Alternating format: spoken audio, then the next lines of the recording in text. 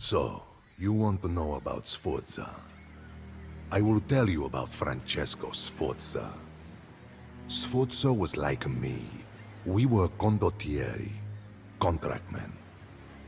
When the Italian princes were too rich or too cowardly to get their hands dirty, they paid us. We fought because they paid us to fight. We stole because they paid us to steal. And when they did not pay, we made sure someone did. We sold ourselves to the highest bidder, and if another prince came with a bigger purse, we did not hesitate to change sides. Honor was cheaper than silver, but for Sforza, Sforza was different. He was in it for his own glory. That is why he took the Visconti contract. He wanted to make a name for himself, to be more than the bastard son of a dead mercenary. He needed a patron, an ambitious prince with many enemies and more gold than friends. Filippo Visconti, the Duke of Milan, was the obvious choice. Visconti had all the ambitions of Caesar, but none of the courage.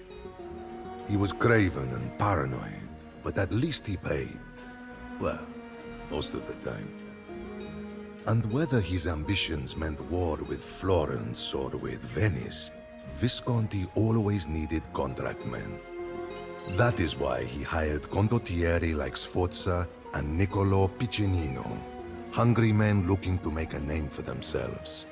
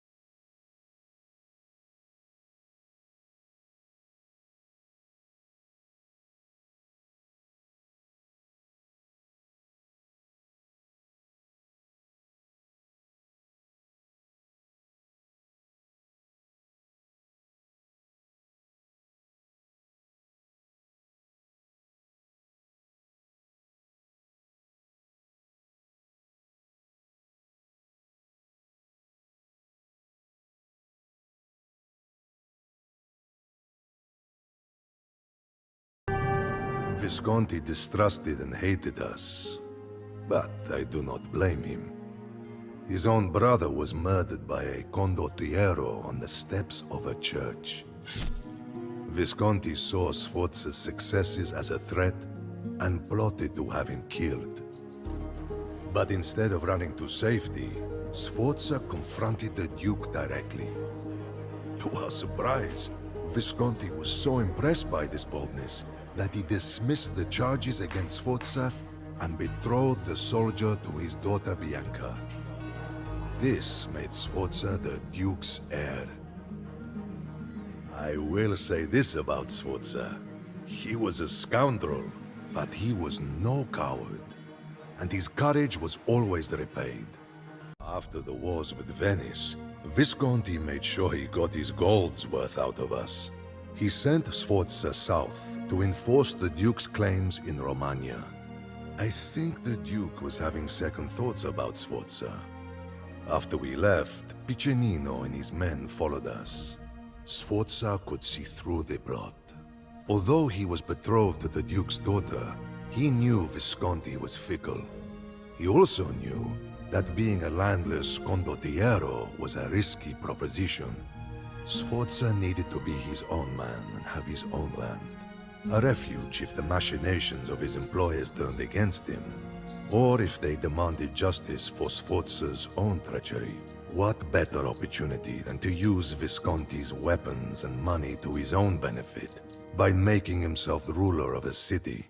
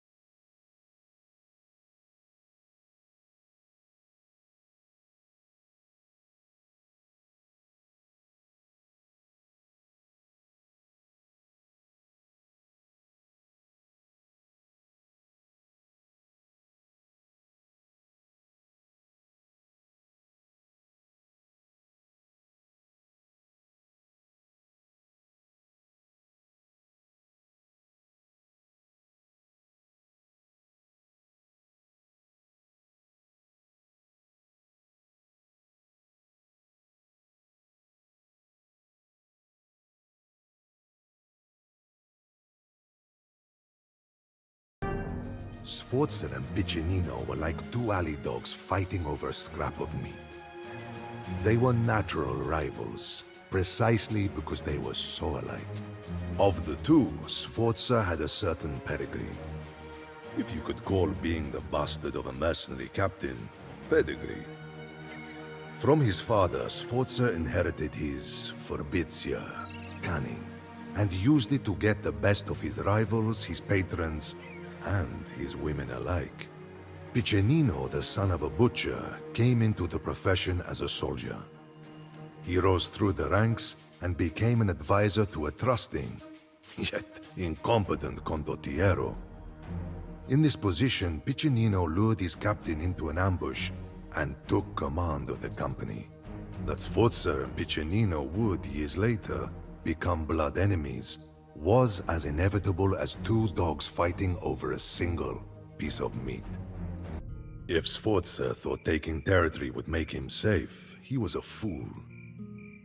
The King of Naples looked hungrily northward to the city so easily taken by a rogue mercenary. Sforza needed allies. Sigismondo Malatesta came with a Venetian force, as did Sforza's ever-loyal cousin Micheletto. But the condottiero needed a more powerful ally.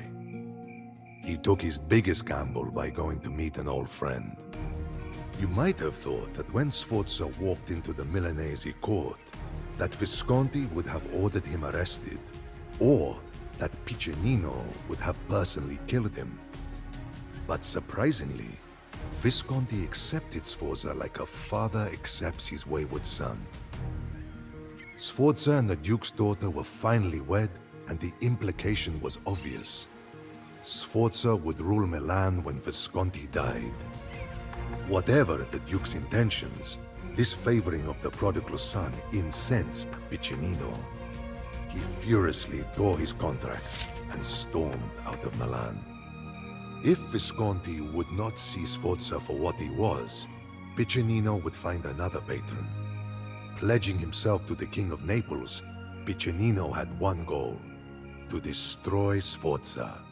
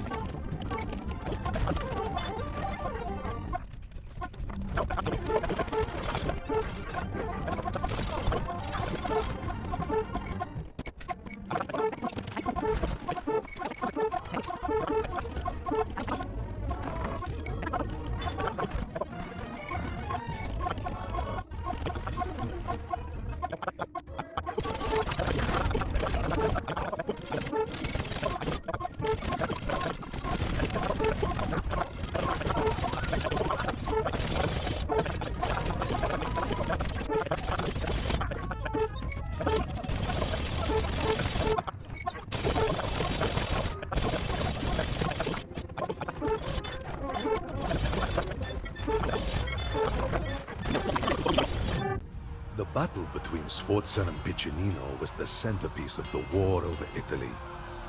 Sforza served Milan against Piccinino's Neapolitans. And then, Piccinino returned to Milan's service while Sforza went to the Venetians. No matter which banners they fought under, the rivalry between the two men became the one constant of the war. But Sforza's Furbizia proved to be decisive. He defeated Piccinino in battles across northern and central Italy. The disgraced Piccinino was finally relieved by Visconti, and spent his last breaths in Milan cursing Sforza's name to his two sons. With his rival and equal finally defeated, Sforza seemed destined to fulfill his grandest ambitions. Then, by a twist of fate, Filippo Visconti died, undoing all of Sforza's plans.